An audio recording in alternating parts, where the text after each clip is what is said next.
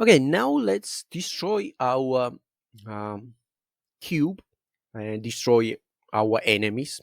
Well, right now we don't have enemies, but this cube will act like our enemy. We will duplicate this cube.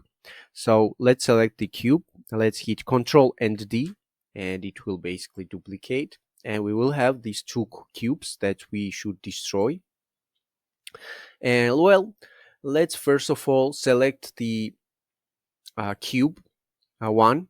And well, we already worked with the layer system, and you already know that these tags and layers are just like categories, and we can assign different category to different game objects, and then we can use it in the script.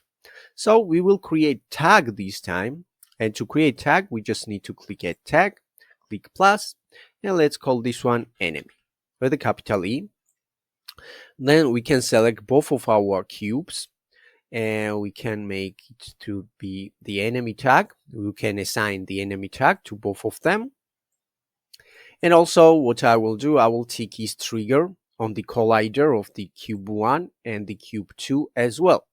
Now we can open the bullet script, and we can use on trigger enter and search for the tag of the enemy.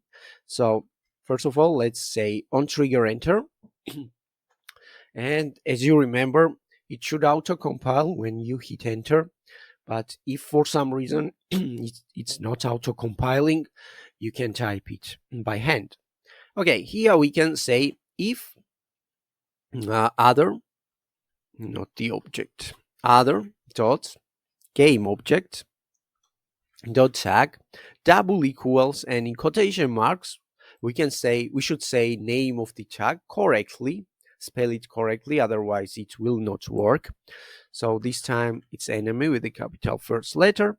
So what should happen? Well, basically we are saying that when our bullet will trigger collider of the game object which has tag of enemy, in this case these two cubes, well, we should destroy those two cubes, and also we should destroy our bullet.